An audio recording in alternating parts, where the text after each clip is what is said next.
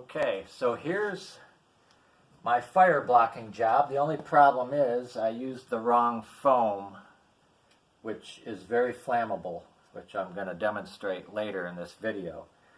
I was supposed to put this every 10 feet along the walls, and I didn't realize that I used the wrong foam. They sell a fireproof foam that is orange in color.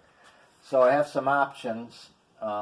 I can either try and cut all that foam out and buy the correct orange foam that's fireproof and redo it all, or I can just redo the whole thing by putting another 2x4 back here and then refoaming it with the fireproof foam. Or there's a third option that I thought about. What if I tried some fireproof paint and just painted over all this and see if that would do the job.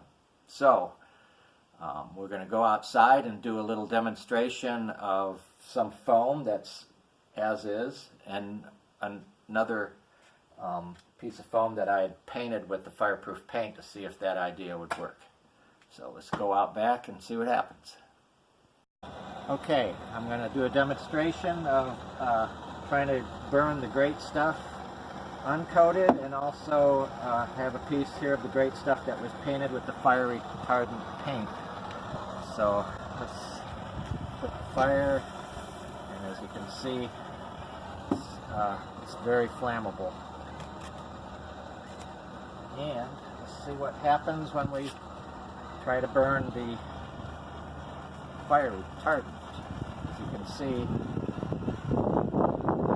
it does a pretty good job. Now, if I leave it there long enough, it goes out. So it looks to me like this is an option if you